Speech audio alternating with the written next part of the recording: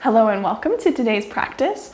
For those of you who are new to me, my name is Brentan, and today we're doing a class that focuses on setting our feet well for all of the standing pose leg variations. So this should be a really helpful practice for us so that then we just know, and then in the future we can just go there while we focus on more complicated aspects like what our knees are doing and hips are doing and all this other kind of stuff.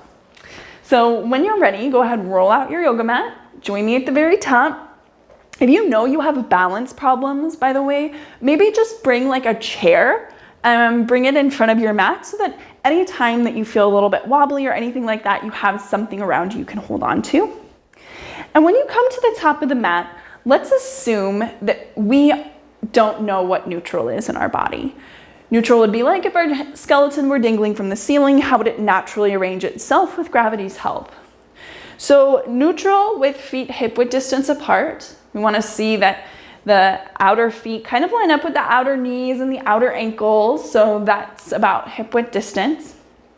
And then if we're used to setting our feet really out or really in, neutral will probably feel a little bit weird for us. Now, granted, neutral is different for every person, and we don't really ever know what neutral is even for ourselves. But for most of us, we're kind of configured so that our second toe lines up with the knee. So see if just kind of like a bounce in the knee, and we can get the feet to be set so that the knees and the second toes are lined up, unless, of course, you know something different about how your skeleton is configured. And then coming all the way up here, if we want to make the most out of our feet today, keep one heel down, lift the ball of that foot and stretch it forward, both sides. And then we can begin to rock up and down on the feet. So coming up to the tiptoes, back under the heels, just trying to kind of get sensitive, feeling all of this. And if we can even kind of stay up on the tiptoes for a little walk, a little shuffle, we can start to see how do I bear weight in my feet? Am I more on the inside? Am I more on the outside? Can I get it to be right straight down through the ball of the foot? And then can I get my heel, squeeze my calf muscles to get my heel to go as high up over the ball of my foot as I possibly can? And then lowering the feet down. One at a time, we're just gonna use the shin muscles to lift the top of the foot off the ground. We try to do that without kind of sassing any part of our leg over to the side. If everything else is in neutral, then we know that we're targeting the shin muscles to get this action to happen. That's what we're going for. And we do it on both sides, just kind of waking up the feet here. And we kind of already have worked with lifting the toes, lowering the toes, lifting the toes. When you lift your toes, just kind of go in and out of that and see how it changes, how the arch, the inner arch of the foot works, how the inner and outer ankle works. Ideally, we want to teach our feet to be this strong and this controlled when the toes are down. So now lift your toes, feel the difference. See if you can now use your feet the same way, but lengthen your toe bones forward and down to the floor. Wag out the knees a little bit so that the knees are always soft. They can kind of renegotiate their position here as they land back over the ankles. Take your hands to your pelvis. See, can you fold your pelvis forward? Can you roll your pelvis underneath? Might feel a little bit weird, but really try to rotate the pelvis over the thigh bones rather than kind of pushing your thigh bones forward and back to help with the action. So starting to open through the hamstrings, the belly. See if you can discern neutral for your pelvis. So if your pelvis were a bowl full of water, it would neither be spilling forward nor tipping back. Now see that the lower body is set well and easily, so that bends are always possible, presses are always possible. We should feel alive and alert. Now take some deeper breaths. Start directing the breath slower on your abdomen. Lift your shoulders all the way up to your ears, then roll the shoulders back and down. Do this a few times. The shoulders are kind of like one of those notoriously sticky places. So a lot of times we go to move our shoulders, but instead of just moving our shoulders, we move our ribs and we move our spine and we move our pelvis. So if we really want to be deliberate and move our shoulders, see if you can hold all of those other pieces pretty stable. And if this is triggering anything for you in your neck, feel free to roll out through your neck a little bit. I often find that I can kind of just find a place where the neck will reset itself. You might also pause in a stretch and even like self-massage if you have like particular stuff going on with your neck. And if you're circling your shoulders, just maybe change direction.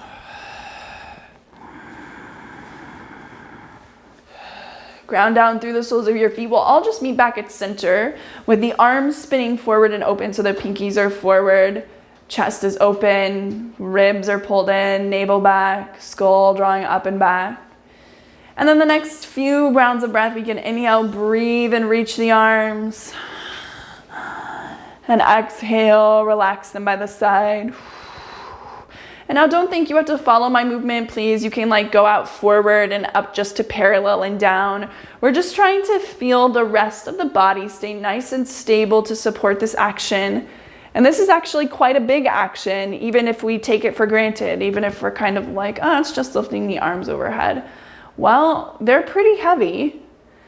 And if you do it the right way, you have to recruit the muscles of the arms and of the shoulders instead of kind of just pushing the skeleton into easier positions to create the action. And just keeping that awareness of the feet, so you feel your feet drawing all the way up through the ankle bones, through the knees, into the pelvis, feeling nice and supportive.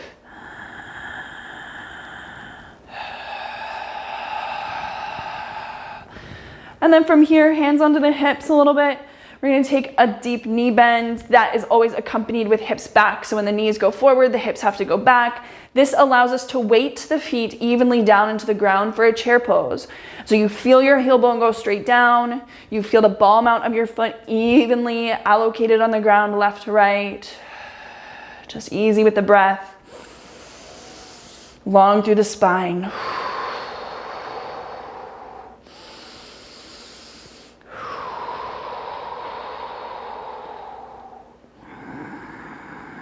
And now keep the pelvis and the thighs moving closer to each other as we forward fold over the legs. This is again where friends might feel more comfortable with arms on your legs like so, or pushing a wall away or hanging off a countertop of some sort. But we're really trying to get the pelvis to hinge here over the thigh bones as much as it can, as much as it will. The knees can be bent for these purposes right now. And we can just make sure that the weight is not too forward in the foot, not too backward in the foot. But we're setting the weight evenly in the center of the heel. Can I lift my toes here? Can I lower my toes? Can I lift my toes? Can I lower my toes? I'm not trying to force anything to straight or anything like that. Just breathing in a shape, letting the body absorb.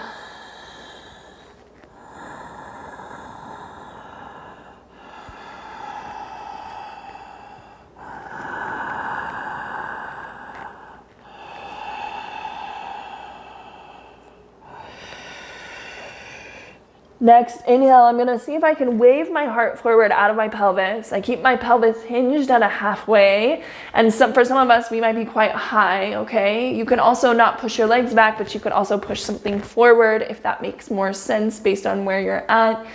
I just wanna see, like if you take the weight more forward into the balls of your feet, do your hamstrings work a little bit more for you? And then exhale, forward fold. Inhale, waving out of the pelvis. Exhale, forward fold. Seeing if I can get sensitive to the variation that my legs want to take here between these two motions. Seeing what I can do to weight my feet evenly, to use my foreleg, my lower leg evenly. Grounding your feet. Inhale, take your time to come all the way up.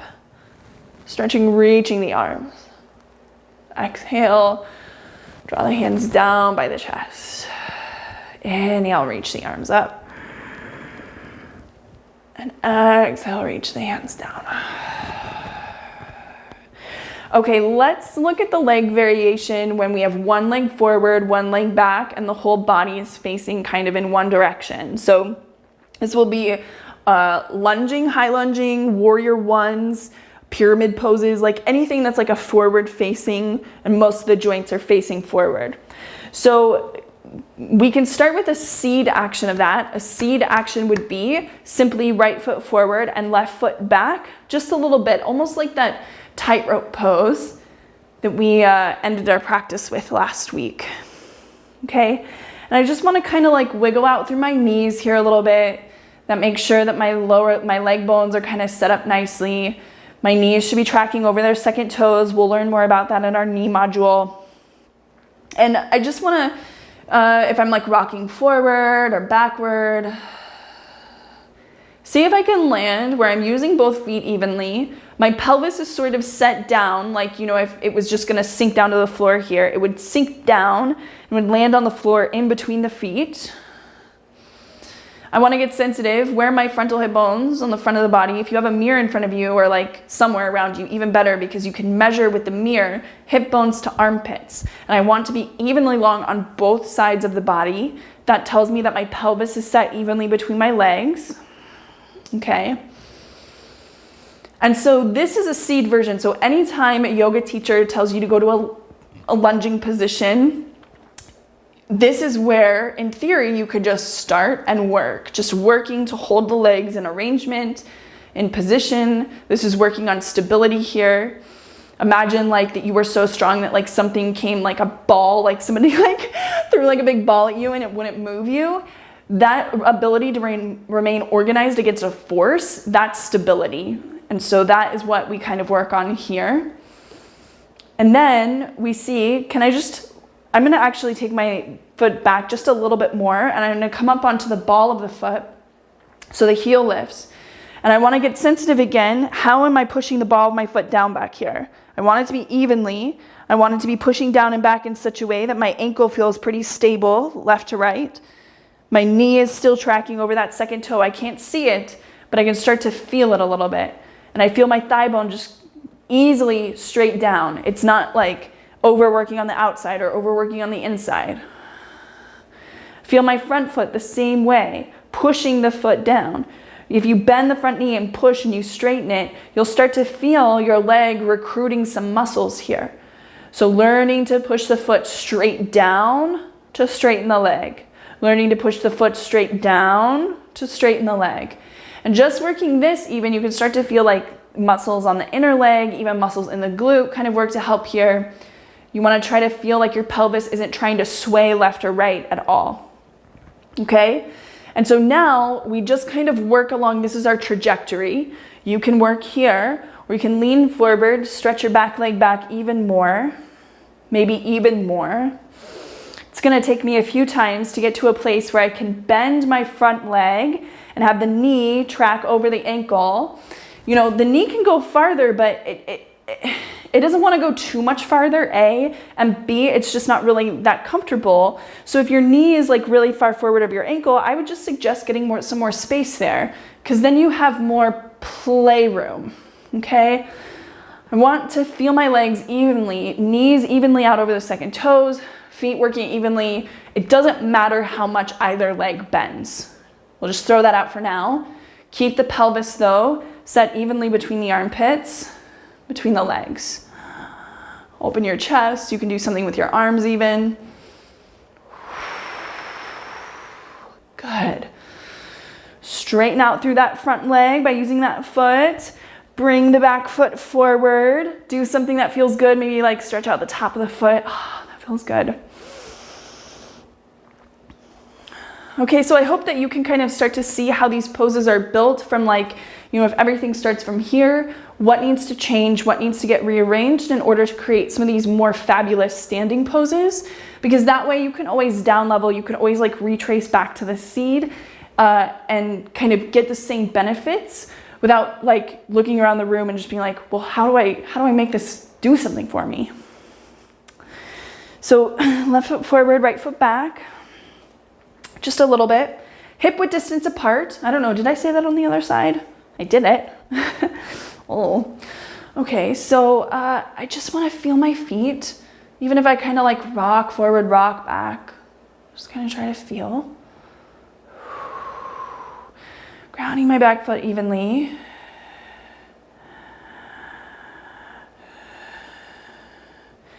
And then if it makes sense to lift onto the back toes, I'm going to take it back just a little bit more, but I'm going to keep it in because I still need to do that the straightening action with my front leg. So first pay attention to the back of the left foot. How is the ball grounding down into the floor? Evenly? Usually not. Even for me, usually not. I'm saying this not because like all this stuff is like easy and second nature to me now. It's not. That's why I have to keep focusing on it. So we get all of that. So like you feel knee, second toe, knee up to the hip. Okay, pelvis evenly up. Whoo, there we go. Okay, so then bending and straightening through that front leg. And again, trying not to take any variation through my pelvis, through my back leg. Just trying to work the leg evenly, work the foot evenly. You can feel that when the foot activates to push down, it adds resistance and it makes the motion go slower. So the slower we go, the more strength we're building. Just FY.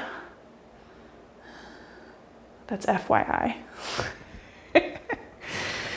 Okay, to do your lunge, if you want more, lean forward, walk your back foot back a couple of times, and renegotiate here, right? So heel lifted, ball down, grounding evenly, center of the knee, pelvis up to the armpits. The whole upper body feels like it's being pulled back and up.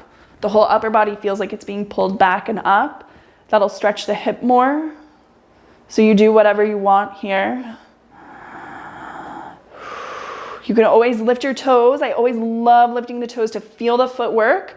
You can practice your whole practice with toes lifted just to feel it, just to feel that train.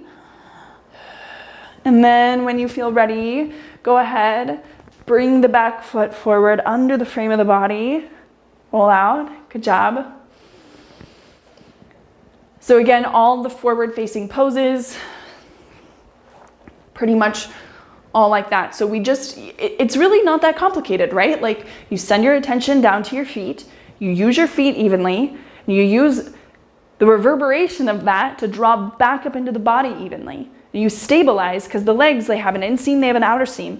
So all I'm ever really thinking about when I'm thinking about like neutral legs or stable legs is how am I using my feet evenly and then pulling all of that energy back up the legs evenly through the inseam and the outseam. Okay, so step to the center of your mat. Step your feet a little bit wider than hips, wider than your hips. Okay, just kind of rock a little bit here, lift up part of your foot, just kind of work it out so that when your feet land, they feel okay. Okay, feel your knees here. This action is inner thighs moving away from the body. So if you already feel a stretch triggered right here, that's just great. We know we need to develop this area, right? So I'm gonna try to get my pelvis to be neutral here, not folded forward. When the pelvis folds forward, the legs actually have more space to open out wider. So it's kind of a cheat. I want my pelvis to be neutral though, so we can really feel the benefits, because that, you can see this versus this is plugged in, and now this is all getting really long. So you're getting long through the groin, you're getting long through, I call it like the underwear crease, long through the lower abdomen, drawing back and up, lifting the toes, lowering the toes, doing that a few times, seeing does it change how your ankles are working? Does it change how the soles of your feet are working? What can you learn from this that you can then take and apply into all of your postures where the legs are wide apart? So your wide-legged forward folds, your warrior twos, your horse poses, your extended side angles. Like there's so many poses where the legs move away from each other, left to right. So now I'm just gonna see, can I heel toe my feet a little bit wider? Don't take the cheat in your pelvis. Doing the same thing, just trying to even out my legs. You know, you can wiggle out your knees a little bit. You can kind of, like bend to one side and then the other, like a dance warm up. And all of this in service of feeling your legs working evenly down and up, down and up. So the inseam of the leg is lifting, the outseam of the leg is kind of relaxed. See, do you have more distance? We're just gonna kind of play around up here. And every time you pull the legs out, notice what change happened in the pelvis. Can you get sensitive to that? Because we don't want change to happen there. We want this to be true, honest hip abduction, which we'll learn about in a few months. Now we're just learning to use our sweet little feet. So also take note, guys, because we're working with neutral. So if you're the person who kind of is always like chronically like this, legs abducted is not like that. Not deliberately. Like if we're doing external rotation, that's one thing. But here we're working neutral. We're just working legs out to the side. So I want to learn to use the feet down, drawing all the way up. I feel it. I feel it in my feet. I feel it in my hips. I feel it in my legs. And now we'll do the deliberate one. We'll turn our heels in, our toes open. Again, we're not taking our pelvic cheat. If you feel wobbly, turn your toes more forward. Take a little bend into your knee, look down. Keep your pelvis upright in your body. This is supposed to open the inner groin and thigh line right here, okay? So we need to feel the pelvis pull upright. We need to feel the pelvis pull away from the thigh to get that to happen, right? So knees over their second toes. I want you to see if they're knocking in at all. Because if they're knocking in, either you have the mobility to rotate the legs open, you just need to do it, or you don't, and you need to turn your toes in line with your knees, okay? And so we're just gonna take like a bend into the legs here. I'm gonna shift from right to left, and I'm just gonna kind of trade what the feet are doing, seeing if I can use the feet evenly down into the floor. I mean, obviously, like as you shift, the weight is gonna be more dominant in the front of the foot and then into the heel. So I just wanna use my feet deliberately. It's gonna slow me down. And my knees should be continually tracking over the second toes. Continually tracking over the second toes. So the legs have to stay rotated open through the chain of movement. And then coming back at center, maybe sliding the hands down so it's a little bit more restorative for our sweet little hippies. Can use the feet evenly. I can press down, I can lift my heels and just kind of feel there. I can do the opposite, 1 foot at a time, lifting the ball mount up. And then taking myself to center, lift the toes, see what's working differently, lower the toes, lift the toes, lower the toes. If you see that when your toes are lifted, it's activating your arches and it's lifting them and it's pulling the inner ankle up, that shows you what work we have to do. Because we want to see that there's visually almost no difference between lifting our toes and lowering them because we've developed our feet to that point. Okay, so when you're ready, come on up. Turn all 10 toes to face forward so you're back at neutral or whatever neutral is for you. And then slight bend into the knee. When you're ready, heel toeing the feet all the way together. Let's go ahead. We'll just walk forward in a tightrope again to wrap up our practice. So when you're ready, come to the back of the mat. Keep one foot where it is. Step the other foot right in front. And just let your legs figure out their jobs. Your feet figure out their jobs. And we can just slowly, each in our own time, take the back foot forward. If you want to vary this, you can always kind of rock your weight forward and backward so the feet need to renegotiate what they're supposed to do.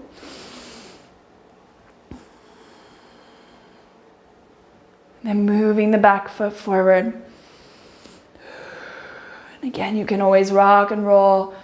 As you rock and roll, you can always come on up to one or both tippy toes. You can hold that. You can bend the knees there and square off the pelvis and feel your chest open, all of the good stuff. So just so you know where the range of play is, let's keep moving as we wrap up the practice. So it's here, you guys, that I just want to thank you for joining me. And, you know, what we just did, again, really just like that foundational work, so that as we move forward, the feet feel like they kind of have a better understanding of what they're being asked to do, so that our brain can pay attention to some of the fancier elements, like what the knees or the hips or the shoulders or the spine is doing. And so there's really, you know, there's not that many leg variations. There's like legs out one way, there's legs out another way, there's legs rotated, you know, all of that kind of stuff. But really the job of the foot is usually the same. And it's really to just facilitate a nice, clean relationship with the ankle, with the knee above it, up into the pelvis. And so I hope you feel like you're a little bit more stable in that lower body now. You have a better understanding.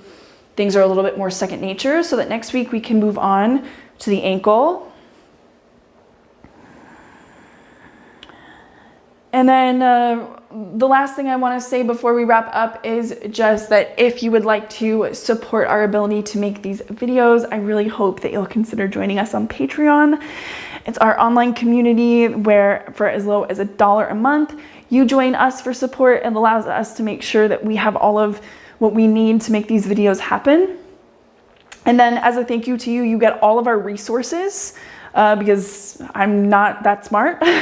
So I also rely on people smarter than me to help me kind of figure out what's going on in life. So I want to pass those on to you because they're very helpful for me in figuring all this stuff out. And also we do like Q&A calls and live stream classes and all that kind of stuff. So it's just like a really awesome place. So thank you guys so much for joining. Keep doing your tightrope if you're still doing it. And when you're ready to wrap up your practice, thank you so much. I hope you are configured to have a wonderful rest of your day.